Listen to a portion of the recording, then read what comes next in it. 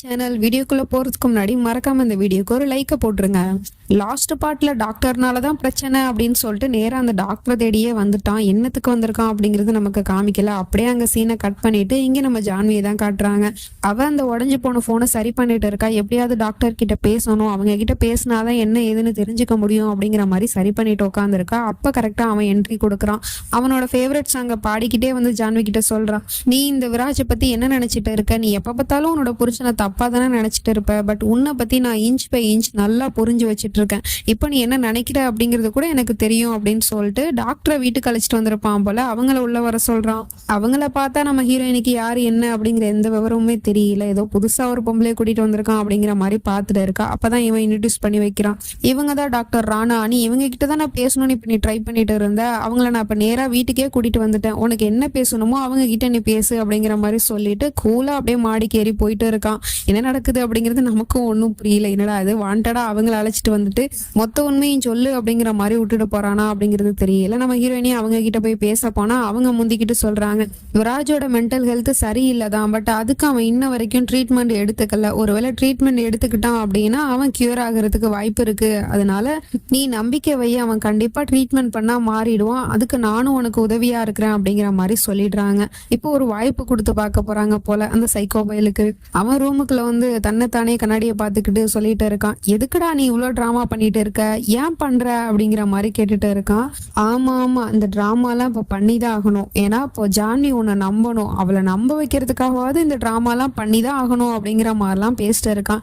அப்ப அந்த டாக்டரை கூட்டிட்டு வந்ததுக்கு பின்னாடி இவனோட பிளான் என்ன இருக்கு அப்படிங்கிறது தெரியல. சொன்ன மாதிரியே டே 1க்கான ட்ரீட்மெண்ட் ஸ்டார்ட் ஆயிடுச்சு. ஹாஸ்பிட்டலும் வந்துட்டான். அங்க இருக்கிற சோஃபால போய் ஹாயா ஜம்முன்னு படுத்துட்டு இருக்கான். சரிப்பா இப்ப ட்ரீட்மெண்ட் ஆரம்பிக்கலாமா அப்படின்னு சொல்லிட்டு கேட்டா, இல்ல முடியாது, என்னோட மனைவி இல்லாம நான் இந்த ட்ரீட்மெண்ட்டுக்கு ஒத்துக்க மாட்டேன், அவளும் இங்க இருந்தா மட்டும்தான் நான் ஒத்துப்பேன் அப்படிங்கிற மாதிரி சொல்லிடுறான். அதுக்கப்புறம் நம்ம ஜான்வியும் வெளியில இருந்து கூப்பிட்டு உலர உட்கார வச்சிடுறாங்க. சரி இப்ப சொல்லு, உன்னோட வாழ்க்கையை பத்தி சொல்லு, உன்னோட கடந்த காலத்தை பத்தி சொல்லு, உனக்கு அப்படி என்னதான் நடந்துச்சுன்னு இப்படி ரியாக்ட் பண்ணிக்கிட்டு இருக்க அப்படிங்கிற மாதிரி கேட்டுட்டு இருக்காங்க. இதை பொண்டாட்டியை வச்சுட்டு கேட்டா இவன் சொல்லுவானா? ரொம்ப நேரமா அப்படி இப்படின்னு யோசிச்சுட்டு இருக்கான். பட் இவனுக்கு என்ன சொல்றதுன்னு தெரியல.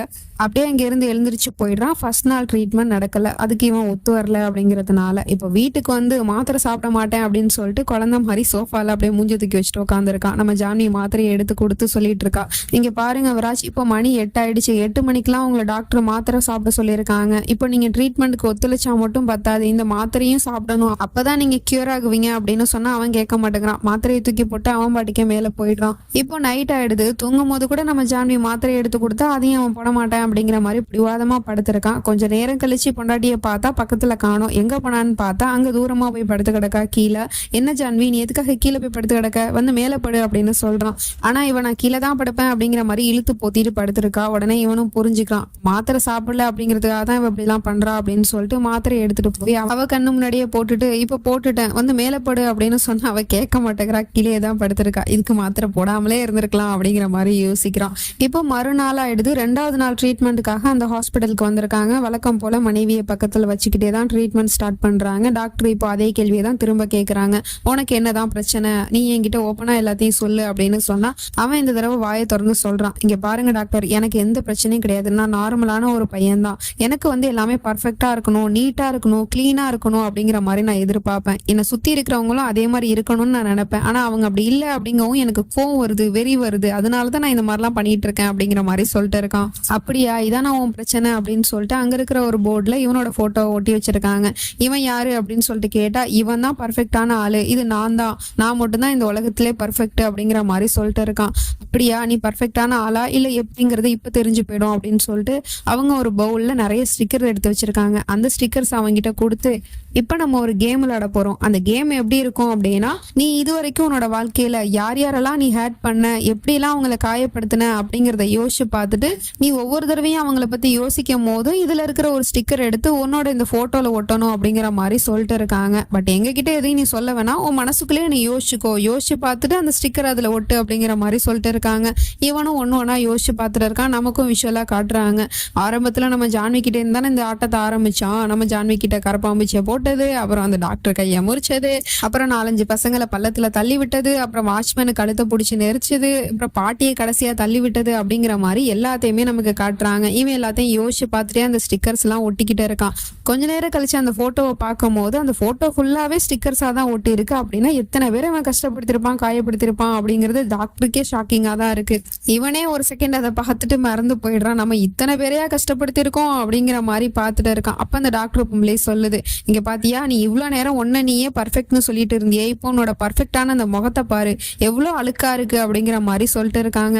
சரி விடு, நடந்ததெல்லாம் விட்டுருவோம். இப்போ நீ உன்னோட வாழ்க்கையை புதுசா ஸ்டார்ட் பண்ண போற. இதுக்கப்புறம் உன்னோட வாழ்க்கையில நீ மாத்திக்க ட்ரை பண்ண அப்படின்னா அந்த ஒவ்வொரு மாற்றத்துக்கும் நான் இதுல இருக்கிற ஒவ்வொரு ஸ்டிக்கர்ஸா ரிமூவ் பண்ணிட்டு வருவேன் அப்படிங்கிற மாதிரி சொல்லிடுறாங்க. அடுத்த செகண்டே, ஒரு நிமிஷம் இடுங்க மேடம் அப்படின்னு சொல்லிட்டு தண்ணி எடுத்துட்டு வந்து டாக்டர் கிட்ட கொடுத்து, ரொம்ப நேரமா நீங்க பேசிட்டு இருப்பீங்க, களைப்பா இருக்கீங்க, இதை குடிங்க அப்படிங்கிற மாதிரி சொல்லிட்டு ஆக்ஷனை போட்டுக்கிட்டு இருக்கான். உடனே அவங்களும் அதை நம்பிக்கிட்டு, அப்படியா இப்பவே உனக்குள்ள ஒரு மாற்றம் வந்துருச்சு அப்படின்னு சொல்லிட்டு அவன் முகத்துல இருக்கிற ஒரு ஸ்டிக்கர்ஸை இப்ப ரிமூவ் பண்ணிடுறாங்க. சரி போயிட்டு வா, நாளைக்கு ட்ரீட்மெண்ட்டுக்கு வா அப்படிங்கிற மாதிரி சொல்லி அனுப்பி வச்சிடுறாங்க.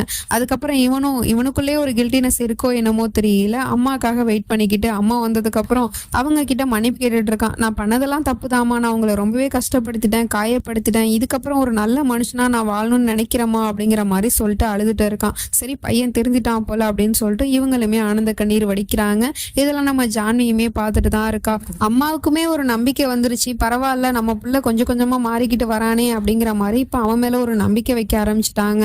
இப்ப மறுநாள் ஆயிடுது, 3வது நாள் ட்ரீட்மெண்ட்டுக்கு வந்திருக்காங்க. நடந்த விஷயத்த ஜான்வி சொல்லியிருப்பா போல டாக்டர் கிட்ட, அதனால அதுக்காக ஒரு ஸ்டிக்கர்ஸை ரிமூவ் பண்ணிடுறாங்க. பரவாயில்லையே, நேத்து நைட்டு உன்னை நீ மாத்திக்க ட்ரை பண்ணிருக்க, உன்னோட அம்மா கிட்ட நீ மன்னிப்பு கேட்டுட்டு இருக்க, இதுவும் உனக்குள்ள ஒரு மாற்றம் தான் வந்திருக்கு அப்படின்னு சொல்லிட்டு இன்னொரு ஸ்டிக்கர்ஸை ரிமூவ் பண்ணிடுறாங்க. அவனும் சந்தோஷப்படுறான். அதுக்கப்புறம் அங்க இருக்கிற ஒரு போட்டோவை காட்டுறாங்க. அது இவனோட போட்டோ தான். இந்த போட்டோல இருக்கிறது யாருன்னு தெரியுமா அப்படின்னு சொல்லிட்டு கேட்டா, இது நான் தான், இவன் தான் பர்ஃபெக்டான மேனு, அதாவது நான், இந்த போட்டோ என்னோட ஃபேவரட் போட்டோ அப்படிங்கிற மாதிரிலாம் சொல்லிட்டு இருக்கான். அப்படியா அப்படிங்கிற மாதிரி கேட்டுட்டு டாக்டர் அப்படியே ஜான்வி கிட்ட கண்ணை காமிக்கிறாங்க. எதுக்குன்னா அந்த போட்டோவை இப்ப கொளுத்தி விட சொல்றாங்க. அதே மாதிரி நம்ம ஜான்வியுமே பயந்துகிட்டே அந்த போட்டோவை கொளுத்தி விட போறான். கொஞ்ச நேரம் கழிச்சு அந்த போட்டோவை பார்த்தா அது பத்திக்கிட்டு எரியுது. அதை பார்த்ததுமே அவனுக்கு சமக்கம் வந்துருது. ஜான்வி நீ என்ன பண்ணிட்ட அப்படின்னு சொல்லிட்டு அவசரமா அங்க இருந்து போய் அந்த போட்டோல இருக்கிற நெருப்பை அணைக்க பாக்குறான். ஆனா அணைக்க முடியல, பாதிக்கு மேல எரிஞ்சு போச்சு.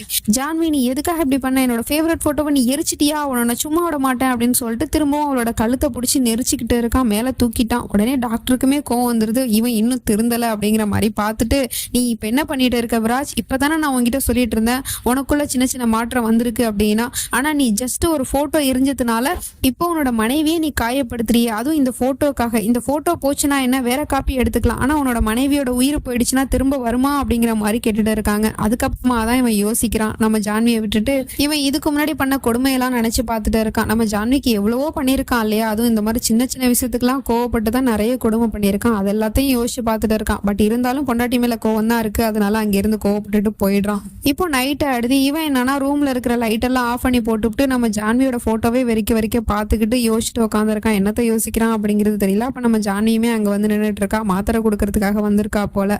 அவளை பார்த்ததுமே இவன் சொல்றான், இப்பதான் ஜான்வி எனக்கு ஒவ்வொரு விஷயமா நான் யோசிச்சு பார்க்கும்போது புரியுது, நான் உன்னை சின்ன சின்ன விஷயத்துக்குலாம் எவ்வளவு கஷ்டப்படுத்திருக்கேன், காயப்படுத்திருக்கேன், ஆனா நீ எல்லாத்தையுமே தாங்கிக்கிட்டு என் கூட வாழ்ந்துட்டு தானே இருந்த. அப்படி இருந்துமே நான் உன்னை காயப்படுத்திருக்கனே, கஷ்டப்படுத்திருக்கனே, தப்பெல்லாம் ஏன் மேலதான், நான் தான் தப்பு பண்ணிட்டேன் அப்படிங்கிற மாதிரி வருத்தப்பட்டு பேசிட்டு இருக்கான்.